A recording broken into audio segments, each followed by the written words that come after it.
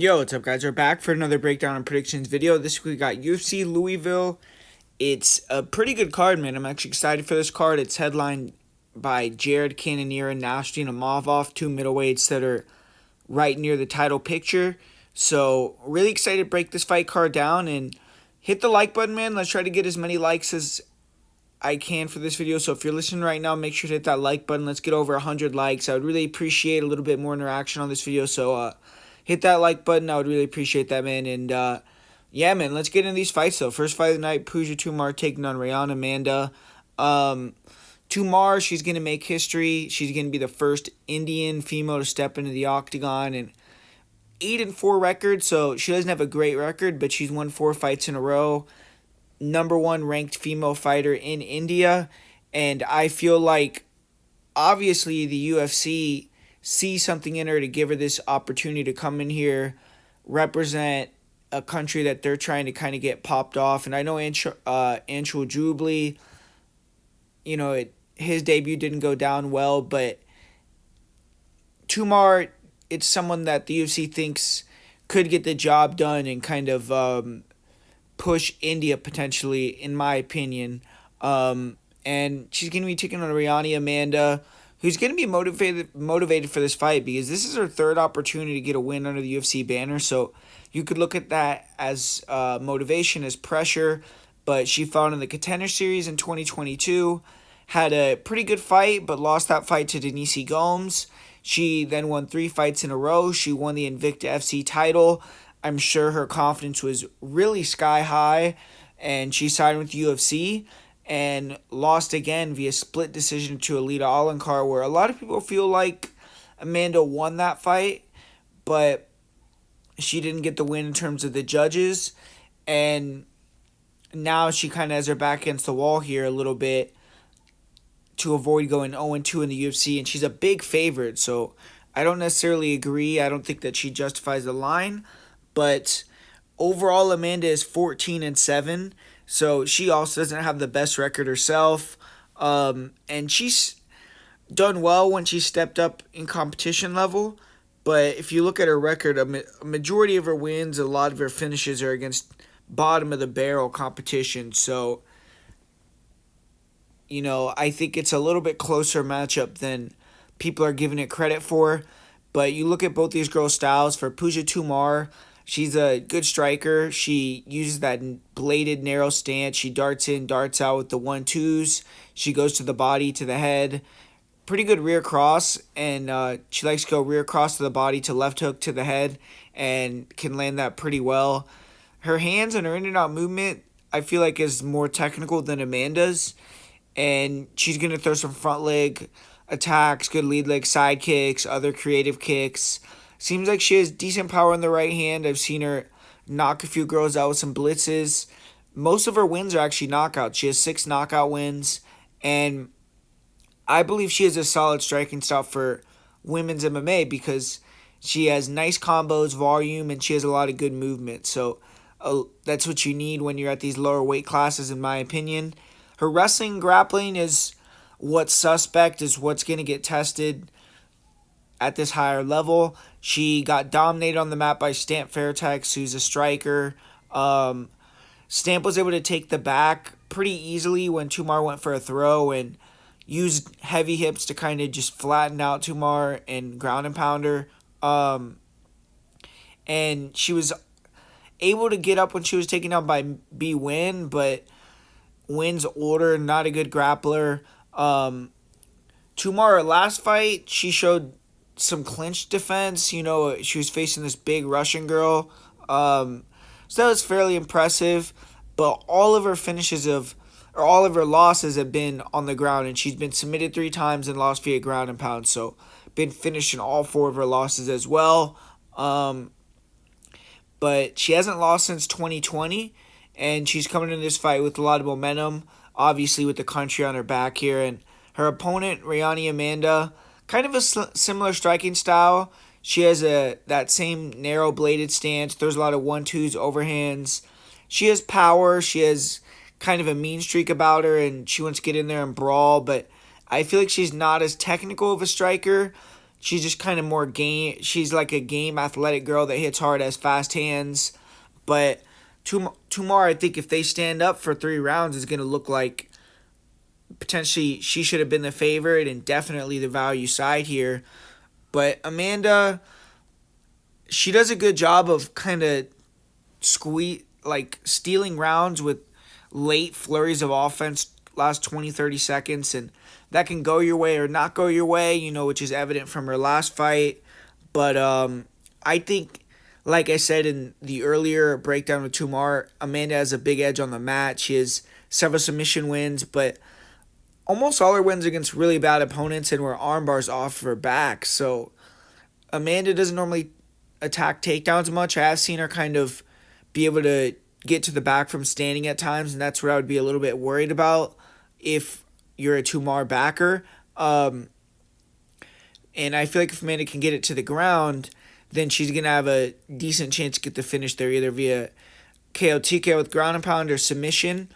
But I think there's value in Tumar, especially with the money line kind of going wild as it is. I feel like it should be closer to a pick'em than it is like plus 300 at this point. So honestly, I think there's a decent amount of value on Tumar. I don't know how far she's going to be able to go in this division because of her size and things like that, but that's a good matchup here for her in this sense as well, because Amanda's a small girl that actually had most of her success against the higher level opponents that she's fought at atom weight. And I feel like a lot of people, and I'm kind of someone that's fallen victim to that as well, and you still kind of have to take it into account, but they see someone fighting out of India or out of a underdeveloped kind of country for MMA that struggles, and they automatically write him off. But you got to kind of think with the different lens sometimes, and when you look into Pooja, she looks decently skilled, so the way I'm seeing it is the UFC wants to potentially get her in here with someone that they think she has a chance to defeat and maybe try to pop off India a little bit. So I think Tumar definitely has a chance here, and at the line, I'm going to pick her to get the victory. So give me Pooja Tumar to keep this fight standing and be superior technically with their striking and get the victory. So Pooja Tumar by decision. And in the second fight of the night, we got a intriguing matchup here in the bantamweight division between the returning Cody Stamann, who's a former top 10 guy, now 34 years old, coming off a year-plus long layoff, and he hasn't been winning a lot of fights recently, trying to kind of restart his career, taking on Taylor Lapis, who's in his second stint with the UFC. He got cut, had a pretty long regional run, and then came back recently and has gone 1-1 since coming back. Got that win over Callum Lawfrain and then lost his last fight. So he has to come back and get a victory here as well, coming off that loss to Basharat. And man, I feel like similar matchup to the matchup that Lapis had with Callum Lawfrain, but probably a superior wrestler and someone that has a little bit better hands. But it's going to be the same look, and it's going to be the same game plan, I feel like, for Lapis, where for Lapis, I think in this fight, he's going to be trying to control the center of the cage. I don't think he wants to get backed up, even though that's one thing I don't really like about Lapis, is it seems like he likes to kind of let himself get backed up right to the fence, kind of run around the edge of the octagon. But if he can keep the center and use that reach and just kind of snipe Cody Stamann as he comes in, deny the takedown attempts, get back up quick if he's taken down, then obviously it's going to be a long night for Cody Stamann, and Lapis is going to be able to do what he does and kind of snipe his way to victory. But for Stamann, he needs to get a takedown early. I feel like that's going to be very pivotal in the fight, or at least get Lapis back up against the cage and control him a little bit, because if he's struggling to close that distance early and get the takedown, I think Lapis is going to get a little bit more comfortable, you know what I mean, and be able to start to get in his rhythm, get the range, and then it's going to be a lot harder for Cody to get the takedowns going later when they're both sweaty. He's a little bit more tired. So Stamann, I think he's going to have to go out there and get a takedown early, or get some control time against the cage. And if he could do that, then his hands aren't as bad as people give him slack for, man. I mean, the guy has decent boxing. He has okay power. And I feel like Lapis, a lot of single shots, and he is going to be the smoother striker, but it's going to play out close because Lapis isn't someone that's really, in my opinion, ever going to pull away and be dominant with somebody. Lapis isn't someone that is a big knockout threat. He usually wins most of his fights via decision, and Cody Stamann is a guy that's very durable, tough guy. So unless Stamann is just coming back for a paycheck, which seems like he's in good shape, like he's ready to go, and I don't think that's the case, then I think that he's going to be a live underdog here. It's just you're going to have to see how he looks in that first round. If he's struggling to find the distance, looks a little slow, the ring rust is kind of hitting him, the age is hitting him, then I don't think it's going to be Stamann's night. But if Stamann goes out there and gets a lot of control time in that first round, I think it could play out a lot closer than the line indicates, and maybe you can get in there and get a live bet in there, in the middle of the round when you see Cody start controlling him or something and get a good number. So it's a tough fight to predict. At this moment, just pure prediction, I'm going to go with Lapis via decision. I just feel like recently, and people have been seeing it, the judges haven't been rewarding a lot control time at all or takedowns, and I think it could be one of these fights where Stamann has a lot of control, Lapis lands some flashy strikes and it negates all that control, and they give the round to Lapis. So I'm going with Lapis via decision, but I don't think he's really going to justify the line, and I feel like Stamann definitely could come in here and get the upset. But as an official prediction, I'll say Taylor Lapis. And this next fight, this is another fight I'm looking forward to here with Eduardo Mora taking on Denise Gomes. And Eduardo Mora, blue chip prospect at 115 pounds. She's looking to follow in the footsteps of Jailton Almeida, who just picked up another big UFC win this past Saturday. And she's undefeated at 10-0. She's finished 9 of her 10 wins. Ran through her opponent in the Contender Series. She did miss weight in her debut in the UFC. Was fighting a really bad opponent, but was able to TKO her in the second round. And now she's fighting a lot better fighters. So we're going to see and learn a lot more about Eduardo Mora, in my opinion. And Denise Gomes, she's 2-2 in 4 UFC fights, but she definitely has made an impression on the fans, and 2 wins were both knockout wins. And her decision losses were against good opponents in close matchups. Her last fight, she took on Angela Hill, who's a beast, who's going to get you a lot of experience just from fighting her for 15 minutes. And it was a close competitive fight, but Gomes took the loss there. Still really young at 24 years old, so she's growing every fight. And she's already beaten another big prospect in Yasmin Hargway, so it isn't like she's a stranger to this spot. She's going to be looking to pull the upset here.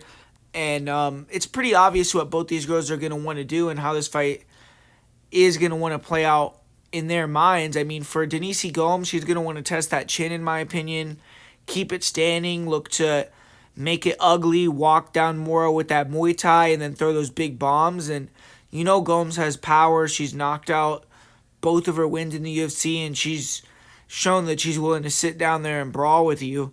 And she has good Muay Thai. She actually has decent trips and takedowns as well. And I feel like she's going to put up a lot more resistance in terms of Mora might be able to take her down, take her back. But Denise Gomes, even if she gets taken down, on top of the little takedown offense that she has, her grappling isn't bad either. She's able to kind of attack off her back. When she gets her back taken or gets put in disadvantageous position, she could reverse, get on top. And if she can make it difficult enough for Mora, then we're going to definitely learn about Eduardo Mora's cardio. If she can go 3 full rounds. One thing that people are giving her a lot of flack for, which I think is a little bit misguided, is that split decision to Aline Sotomayor. I mean, Aline, you could say she was 12-14, but what was Mora at that point, like 3-0? I mean, that's like, huge experience difference. So 26 fights to 3 fights in a 5-round title fight. They want the full 5-round distance. I think that's good experience. I think split decision win. That's a good building block for Mora, but she did get tired in that fight, and if she fights the same in that fight that she did against Gomes, then it's going to be some trouble. But for Mora, I mean, she's obviously going to be looking to keep it long with the striking, and then time that double leg where she's very physical. She has good body locks as well, and then really good top control, top game, and up until now, she's been able to finish everyone with either a submission or ground and pound. With Denise, I feel like she's not going to have a big finishing threat. I mean, obviously she could get Denise down when they're both dry and tap her out real quick, but I think Gomes is going to push her for 15 minutes. If Moore is going to win this one, it's going to be a decision, I feel like. And for Gomes, if she wins, I think she's going to finish via knockout, maybe hurting Mora and submitting her after she gets tired out. So we're going to find out about Mora here. I mean, is Mora going to be someone like, who's the girl that Amanda Hebos fought? The other Brazilian, can't remember her name right now, but that gas is out. She just fought Angela Hill too, but that's bothered me, but I can't remember her name right now. But her or some of these other girls where it's like they come in hyped, they got all these finishes, and then they kind of die after that first round. So if that happens here, Denise Gomes is definitely going to take advantage and get the finish, I feel like. But I'm going to lean towards Mora. I feel like she's going to squeak the decision. She might lose the third round. It might look sloppy, but I think she'll win via decision in a tough fight. And it'll be a good kind of building block for her to fight better opponents. But it's definitely a great test, and it's something that we need to see Mora go through before we give her someone in the top 15, top 10. And in this next one, we got another really awesome fight with John Casanada taking on Daniel Marcos. And another bantamweight fight. Bantamweight, in my opinion, the best, deepest division in the UFC right now. Two guys that aren't ranked but are very high level. And I think this fight should be on the main card, but we're getting it early in the night. And Daniel Marcos, unbeaten, 15-0-1. John Casanada, 21-6. He's won 2 in a row, and he's won 4 or 5 fights in the UFC. Casanada. And Marcos, although he's undefeated, had to settle for that no contest in his most recent fight. And due to that, it's been almost a year since Marcos has gotten the victory. But the winner of this fight is going to most likely get a ranked fighter next, stand in front of him, or they do deserve it. But, man, I mean, I'm a big fan of the way both these guys fight. You look at John Casanada, fun guy to watch. He's well-rounded. One of the things that I like the most about Casanada as a prospect is who he has in his corner, man. He trains with the legend Greg Nelson, who I feel is one of the best, most underrated MMA coaches. He's produced multiple UFC champions. And I feel like if you probably look at it, he has a very high win percentage of his fighters that he's cornered in the UFC. Worked with guys like Rose Namajunas, Sean Shirk, Dave Menne, Brock Lesnar. I mean, all these guys are UFC champions. And these days, he doesn't have a lot of UFC fighters he trains with, but I do know that Casanada is one of them. And Casanada for this fight as well as went in cross-trained with Factory X, where he's gotten to train with Chris Gutierrez and other guys that like to fight this long striking style, which is similar to Daniel Marcos's. So I feel like that's another good aspect that Casanada has brought in to this fight camp. But man, I feel like this fight really could go either way. Both these guys are really high level. Casanada, he's someone that is going to be putting more activity out there. He's a great mover. He's stance switching all the time. He has decent power, but he's really just looking to kind of prod you with a lot of touching strikes, stay active, mixing the takedown. And I feel like if he can give Daniel Marcos a lot to think about and pull ahead on the numbers, as well as maybe get some control time early in the fight, then that could go his way in the decision later on. But Marcos, I think, is going to have to win this one through attrition early, leading to his success late in terms of leg kicks, attacking the body with that front kick, maybe giving away that first round, but knowing that you're going to be putting money in the bank by kind of damaging Casanada, slowing his movement down, and then getting more in that finesse, technical type of striking style where Marcos can use his length and kind of land cleaner. But even though Marcos fights longer, he's the taller guy, you'd think he has the reach advantage. It's actually Casanada with the reach. And if you watch that fight with Davey Grant, it seems like Daniel Marcos, he wasn't putting enough out there, and Grant was getting ahead of him by just being active. And I feel like Casanada can do the same thing, except maybe a little bit smoother, which could look better on the judges' scorecards. And if he could mix in a takedown or two, I think he could win the decision pretty decisively.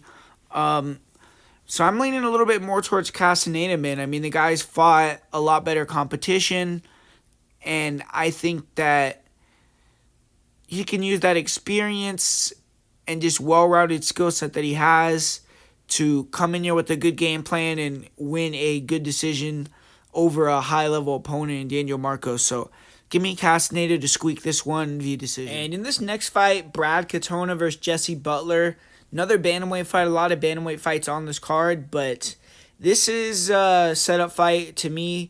Brad Katona took a loss after that, not Contender Series, Ultimate Fighter championship victory, and it was a close fight to another guy that I think was pretty high level in the weight class, top 25 fighter. And now they're giving Katona a big step down, someone that fought at 155 versus Jim Miller in his last fight, got knocked out in, 15 seconds or something like that, and now is dropping 2 weight classes, fighting at 135 for the first time ever. The majority of his fight career has been at 145 to take on a pretty high-level 135er, and that's Jesse Butler. And it's a difficult fight to me because Jesse Butler, potentially, he could have a physicality edge, and the length and the range on the feet maybe could help him a little bit, but he's a grappler, so I don't think his striking is going to be on the level of Katona. Even though Katona doesn't have the biggest power, he's not necessarily an elite striker. Pretty good stand-up, throws a lot of volume. He has been tagging a lot of his recent opponents with the kind of, he'll switch stances, he'll feint the level change, come up with punches, and hard to read, and he's able to land. He's explosive and high volume. I feel like he could get Butler out of there, man. I mean, Butler, very hittable. He has decent grappling, but I don't see him being able to take down Katona. And Katona could even take him down, I feel like, if he wanted to. I don't think Katona is going to use that game plan or should use that game plan, but I think he could use that as well. And I just feel like Katona's on another level here. So Katona's not someone that usually gets a finish, but I think this could be a spot where he gets a knockout victory here. And I'm not too sure about Jesse Butler going forward in the UFC. So give me Katona, and I'll say he wins via second or third round KO TKO. And in this next fight, we got a rematch of Montana De La Rosa versus Andrea Lee. Kind of a weird rematch. Both these girls haven't won a fight in a while. And this is going to be the second time they fought. They fought in 2019. At that point, both girls are ranked. Andrea Lee was kind of a dark horse in the division, and Andrea Lee got the victory. But since then, Lee has lost 4 in a row. Hasn't won since 2021. She's been fighting pretty high-level competition. I would say that Montana is a step down in competition for sure. And Montana De La Rosa, she hasn't fared much better, though. She's lost 3 in a row herself. Hasn't won since June of 2021. It's actually Andrea Lee who's won a fight more recently. But you watched the first fight. I mean, it was competitive for about 7 or 8 minutes. De La Rosa having some success, moving side to side, staying low volume and defensive for the most part, and then crashing in with a combo or something to try to clinch or hit that double. And she won the first with some control time, got an early takedown in round 2, but Lee kind of nullified her offense on the mat, was able to get back up when she was taken down. And after the second takedown, De La Rosa really started to get tired, and Lee started walking her down, landing the harder shots. De La Rosa wasn't willing to stay in the pocket with Lee, so she was just flicking jabs off the back foot and made it hard for her to get the knock or the takedown. And De La Rosa, her nose seems to break in every fight, which it's probably going to happen again here. It happened in that first fight versus Lee. And Lee just is more physical. I feel like she's stronger. She's going to be stronger in this fight as well. I feel like her cardio is better, even though both these girls have cardio issues. I think Andrea has better cardio.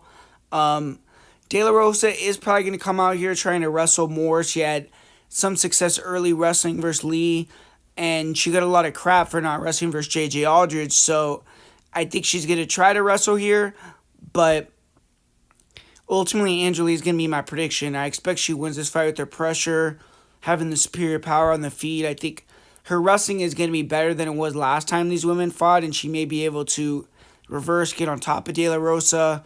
And I just feel like Lee's going to land the bigger shots, walk Montana down, and get the victory. I don't think Montana's improved her striking enough to compete with Lee, and I don't think she has the physicality or the cardio to out-wrestle her for 3 rounds.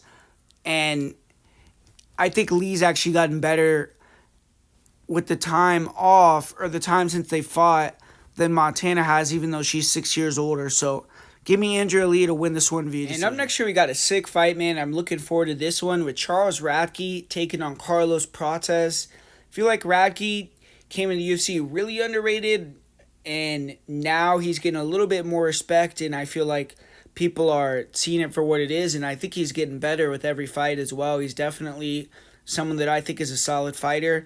And taking on Carlos Protes, who's out of the Fighting Nerds, which that gym has just been on an unbelievable run recently, winning every fight that they've been in, and him included, had the Great Fight of Contender Series, got the come from behind knockout win over Trevin Giles. So he has some hype on him right now, even though that performance versus Giles kind of had some people questioning him a little bit, and they want to see what he looks like coming into this one. He's still over a 2-1 favorite. And but man, I think Radkey's definitely a live underdog, and I think he's gonna, or he should, try to use his grappling here in this fight. I think he has underrated jiu-jitsu. From what I've seen on the ground, the guy's really slick. He has good control, really nice back takes. And I've seen fights with Carlos Protes where he fought on the regionals and got taken down, got his back taken, was controlled. And he will throw up some submissions off his back, Protes, but I feel like Radkey's going to deal with those just fine, be able to navigate that, and be the superior grappler from the top position. So to me, that would be the smartest game plan for Radkey. But on the feet, both these guys could strike as well. I mean, you look at Charles Radkey striking, good boxing. He likes to pressure forward, high guard, get in a range, throw that big lead hook, and big power in his hands. If he can get on the inside, he'll throw some decent boxing combos. He'll go to the body as well. And he's good at kind of mitigating damage with his guard and with his forward pressure. But if you can throw combinations from the outside or kind of try to catch him as he comes in, throw kicks as well. He does a lot of slipping and, bobbing and weaving and things like that. And I feel like could get kicked in the head potentially. But that's going to be the battle of this fight, because you look at Carlos Protes, if this fight gets on the inside, Radkey's going to have the better hand. He's going to have the power. And we saw Trevin Giles kind of buzz Protes a few times with some big hooks. Had some success with the jab.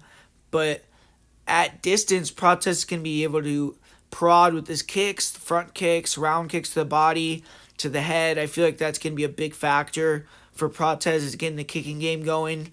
And then sniping with the rear cross as Radkey comes in.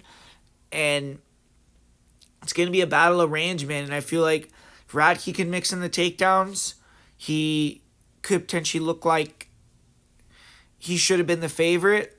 But if it stays standing, and I don't feel like Radkey, I think he has good jiu-jitsu, but his takedowns, like his offensive wrestling isn't the greatest. You saw against Blood Diamond, he struggled to take him down. So against a long, rangy guy, I feel like Radkey could maybe end up getting tired in this fight, because like I said, I think Protes is going to be landing a lot of front kicks, landing a lot of body shots, and I've seen Radkey get hurt to the body in more than one fight, and granted, a couple of those were when he was cutting a lot of weight to get to 55s, but it still happened, and I think if he fails a couple takedown attempts, and unless he can do some big damage early, I think Protes could start to go to that body, get him a little tired, maybe get some leg kicks in, and eventually find the shot that knocks Radkey out. So I'm going to lean with Protes here, second or third round KO, TKO.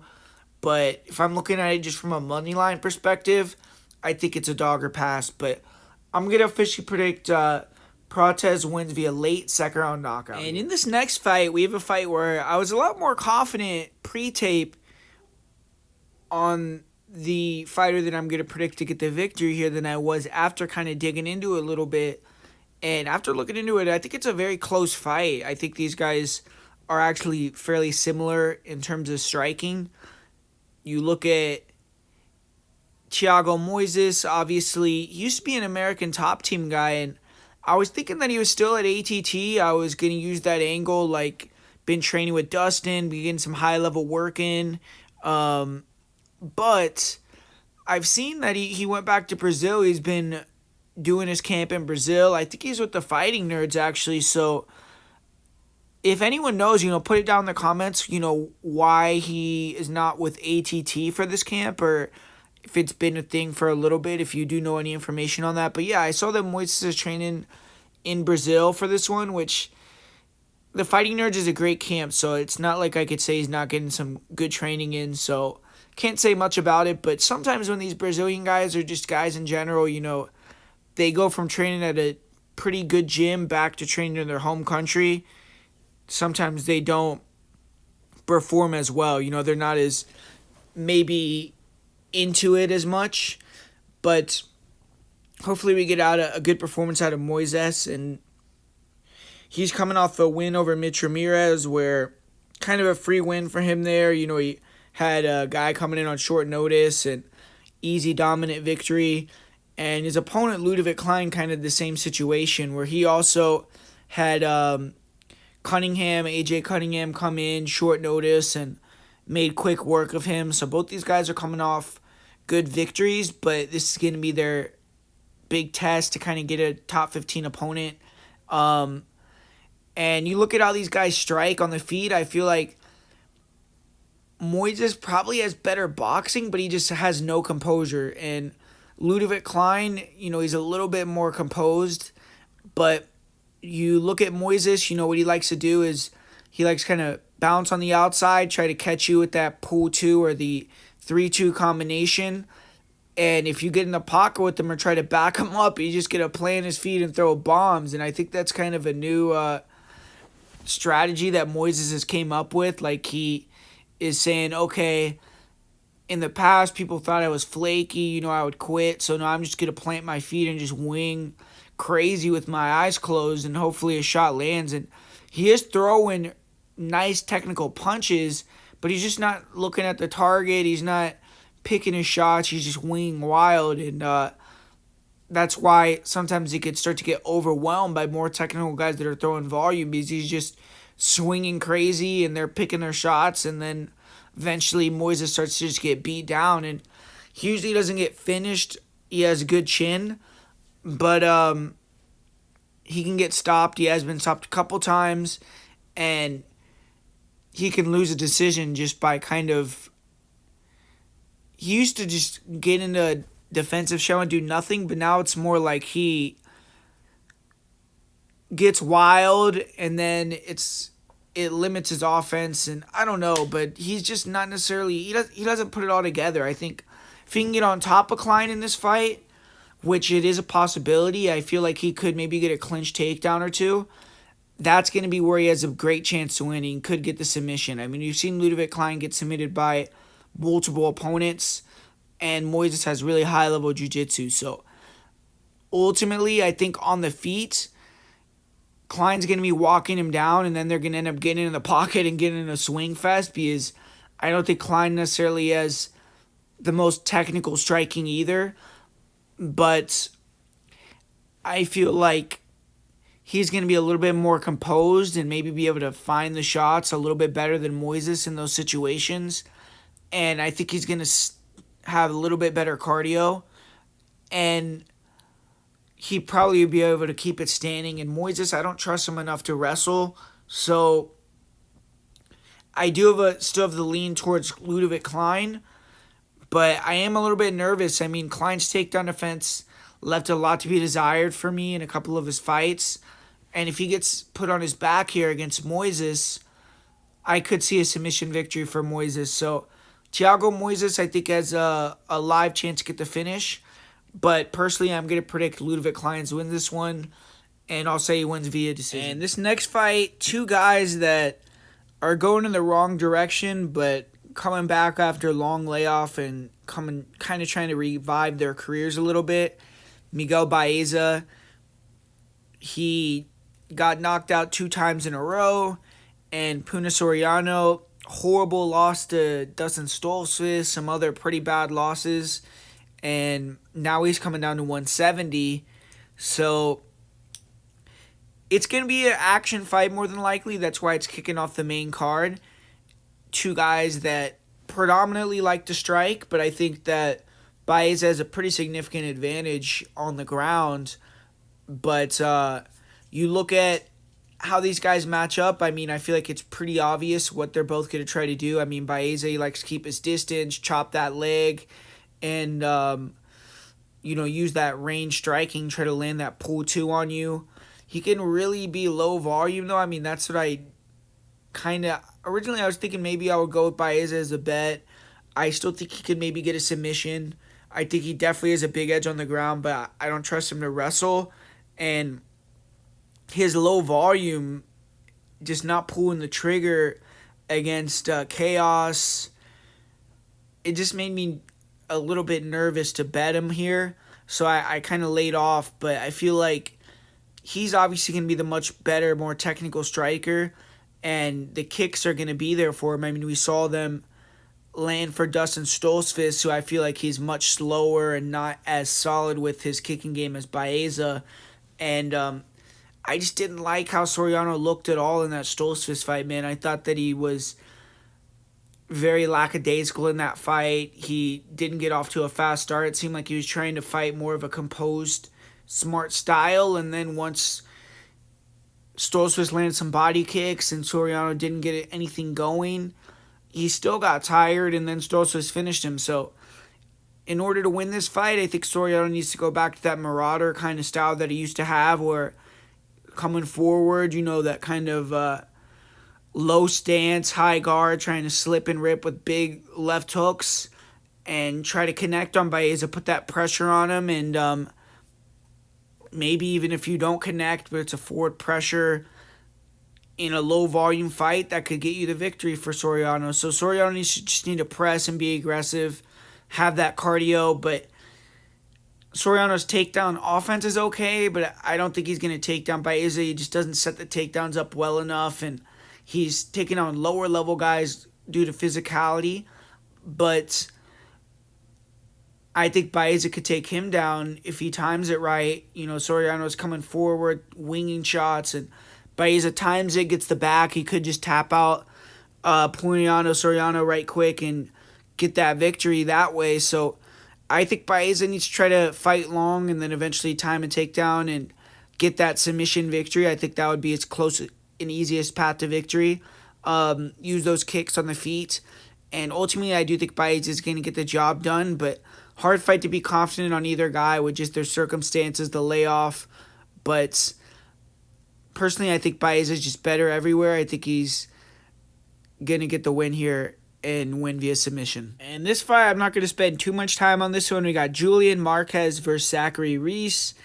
And Marquez training with the MMA lab for this one now. So he always is jumping around camps, but they're going to have him in great shape. And he definitely looks like he is coming in ripped, ready to go.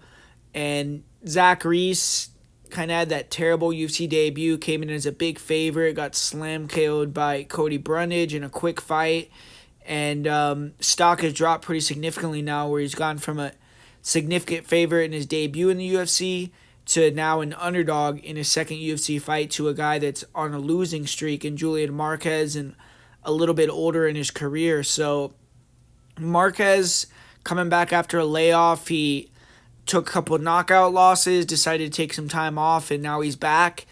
Not the oldest guy, but he's been in the UFC for a long time and just has never really gotten going. Injuries and not really putting on big performances back to back and things like that have just cost him. But he's shown that he can stick around and be a decent enough fighter. So it's a good tester. It's like a fringe, lower level, but decent UFC guy taking on Zach Reese, who we really know nothing about, man. I mean, I don't know how anyone could be betting Zach Reese or confident in Zach Reese unless you're in the gym or know something about him, because at the end of the day, we've barely seen him fight. You know, he's fought like 2-minute fights in all of his fights and ran through guys. We haven't seen his striking, and I didn't really like how he was reacting in the stand-up against Cody Brundage. So, I don't know. It's just to be determined with Zach Reese. We don't know how his cardio is going to look. We don't know much of anything with Reese, whereas with Marquez, at least we know he has a good chin, decent striking. He can go 15 minutes. He can come back from behind. But Reese, you know, the guy is dangerous. Obviously, he's finished a lot of fights quick. He'll sit down and throw bombs with you. He has a good, decent submission game. But I think Marquez has to be the prediction. You know, he's fought way better opponents. I think that if he can keep it standing, he'll probably be able to eventually find that knockout over Reese with the experience advantage. And it's just hard to pick Reese with what limited information we know. His last fight. And, yeah, so I think it's a total pass because Zach Reese, it's like he could come in here and just steamroll Marquez. It could look like a horrible bet. But Marquez, I feel like, should get the job done based off what we know right now. So I'll get Marquez to win via late first round KO TKO or second round KO TKO. And in this next fight, Bruno Ferreira versus Dustin Stoltzfus, we got a very interesting fight, in my opinion. Pretty good fight on paper. You know, it's a good matchup. You know, Bruno Ferreira, we got a young guy, very explosive, came out, and I actually got to give him some credit for his last performance because he was able to get some takedowns on a guy like Phil Hawes that's a beast, and then that flying knee and the sequence after that flying knee to get the knockout finish was nasty, one of the best knockouts of the year. But we also saw the flaws in Ferreira's game once again, where he was getting pieced up a little bit on the feet. He was backing up. He was eating a lot of body kicks. And Ferreira took that big knockout loss in Nursultan after his upset win over Rodriguez. And all his wins are explosive first-round wins or a 6-minute win. You know, he's never gotten extended in a fight. He's never had to win minutes. And that's why this fight's interesting, because he's taking a guy in Dustin Stoltzfus who, say what you want about him in terms of he's slow, he's not maybe the most skilled guy anywhere, he's not that athletic. The guy's pretty durable, man. I mean, he's only been knocked out one time. That was with Abus. It was a quick flash finish. And you see him eat shots, come forward, and his stand-up, I don't like his defense. I mean, he has kind of like that similar defense with like that Alex Morono has with his guard, where he has his hands way far away from his face, but he methodically walks you down. He has nice kicks. He was showing those off in his last fight, hard leg kicks, hard body kicks. I think that's going to be something that he's spamming in this fight, is those kicks.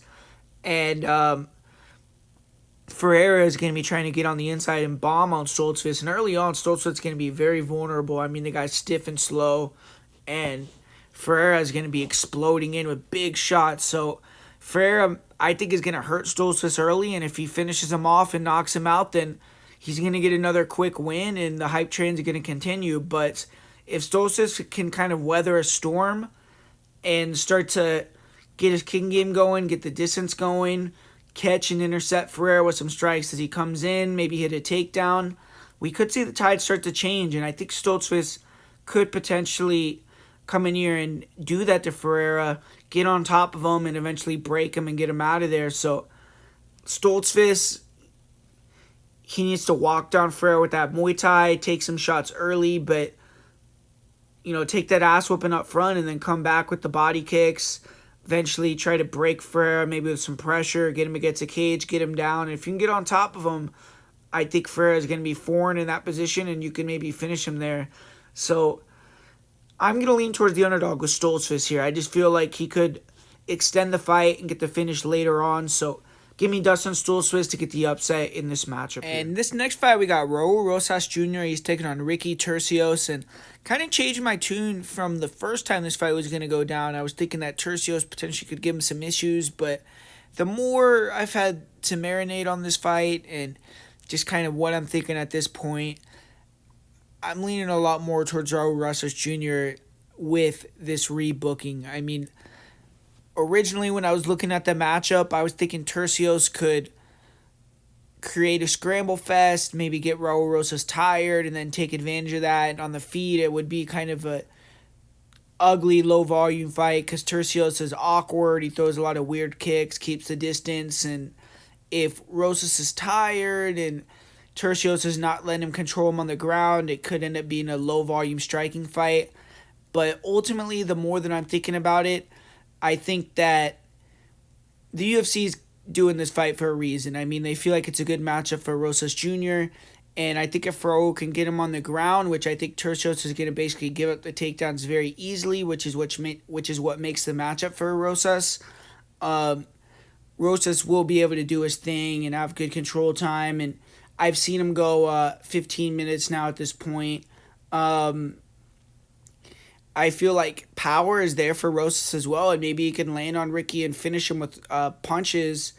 I think Rosas is going to be getting better and better every time that we see him, so I think that's another factor. And it is a little bit weird that he pulled out, on fight night the first time, but hopefully there's no mishaps this time and he gets to go in there and does well. And he's been training with high-level opponents. I think we're going to see rapid progression from him, like I said, and I see him winning this one. I'll say he wins via knockout in this one, either with punches on the feet or he could get Ricky down, get him in a position, and ground and pound him out. So Turcios is really tough, but give me Rosas to win this one inside the distance. And in the co-main event here, we got a horrible fight, in my opinion, from a betting perspective with Dom Reyes versus Dustin Jacoby. And why I say that is because, man, I mean, Dom Reyes kind of lure you in here again, and he did it to me in his last fight with Ryan Spann. I was watching the tape. You go back, you watch prime Dom Reyes, and you're like, damn, this guy's pretty good, man. I mean, southpaw, and he has all those long-range weapons, but his chin is just gone. He's not the same guy that he used to be, and you can lose money by kind of betting on the old version that you see of him, but he's taking on another guy that's getting up there in age that volume used to be like one of his major offensive weapons, and now it's like his volume is not as prominent anymore. He's not pulling the trigger as much, and his chin is definitely questionable himself. So with Dustin Jacoby, we got another guy that has a lot of question marks about him, and that's what makes this fight weird, because like if you look at it on paper, I mean, Jacoby struggles with southpaws. He's not the greatest against guys that like to fight long and move and are not going to overextend and be wild or just back up and not have anything at range where Jacoby can just pick at him or pick and pull at a guy that's being wild. Whereas Reyes could play that range game like a Mirzakhanov or someone like that and potentially be able to use those southpaw weapons, the straight left, the check hook, the kicks, to stick and move on Jacoby. And I feel like this could be a fight where everyone's expecting a knockout, but it becomes a 3-round point fight between two chinny, hesitant guys that are scared to pull the trigger. If that's the type of fight that we get, I think it's going to be like a split decision. So that's why there's maybe a little value on Reyes, but at the same time, you're like, man, I mean, Reyes could get touched once, a gust of wind could hit his chin, he can fall down. So it's like, I'm not going to take that risk, man, and I'm going to go with Jacoby. He could win via knockout, he could win via decision, but ultimately I just don't have a great read on this fight. But I feel like the safe pick. You got to go with Dustin Jacoby, and I'll say he gets the victory. And finally, closing out the card, we got a great main event between Jared Cannonier and Nasrin Imavov. Both these guys are in the top 5, I believe. I'm not sure if Nasrin is in the top 5, but they're right there, if not, and Cannonier is definitely in the top 5.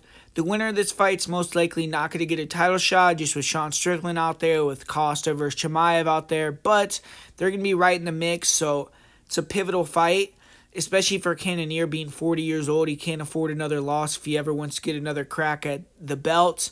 And for Imavov, he's had a couple of these main events, and he did good versus not Kopolov, versus Delize, and got the victory, but looked a little shaky in that fight, and then he had the bad, lackluster performance with Sean Strickland over 5 rounds, so he's still trying to prove himself, and this is a great opponent to do that with Jared Cannonier, and pretty much a pick him on the line.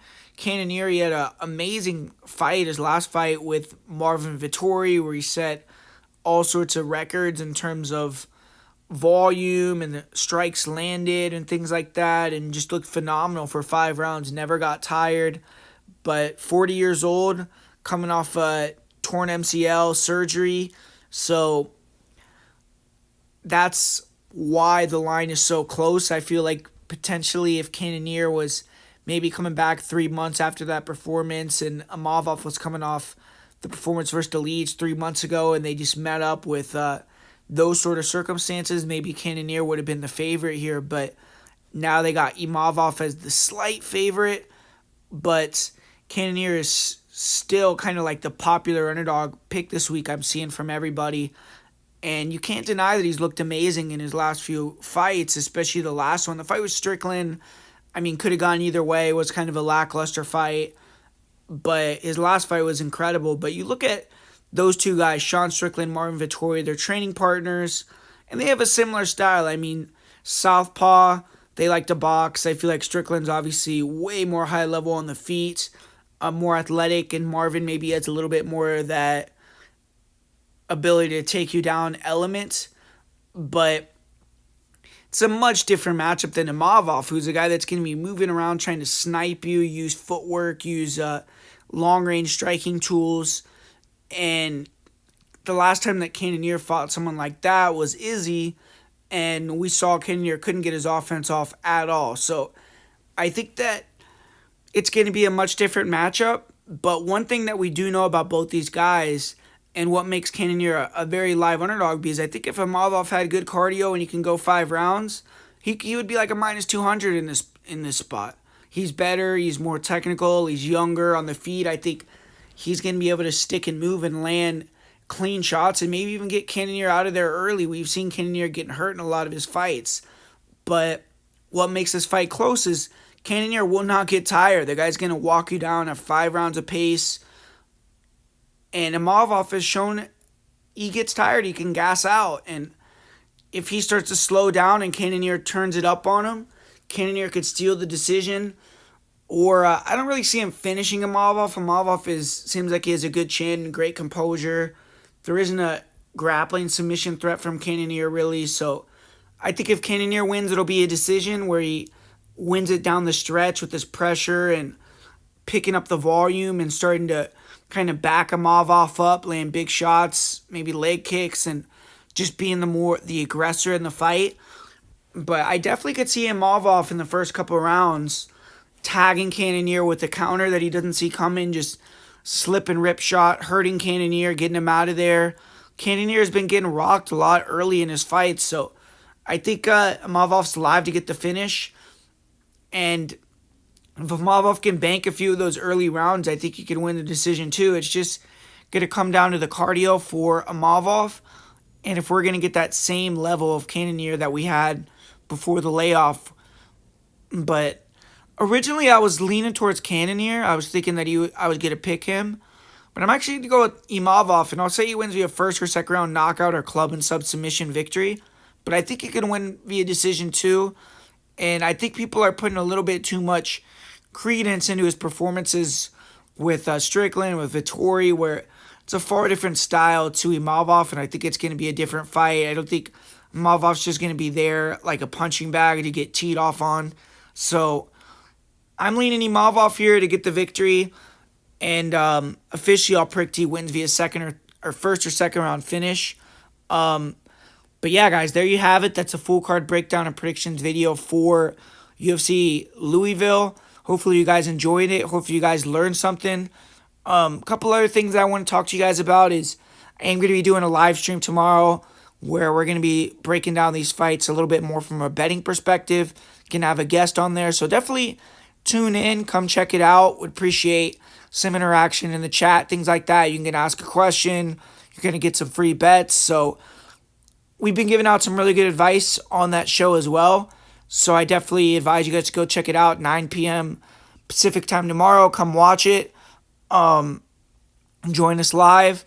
But outside of that, patreon.com/PredictionGuru. We've been on a really nice streak recently with our betting and making some money. So help support the channel, make yourself some money, and go over there and get access to some extra content, some bets this weekend, man. There's a lot of other events that are not UFC this week that are going on. So good time to get in there and put some investments down and make some money. So hopefully you guys come over there and join Patreon and have some fun over there with us.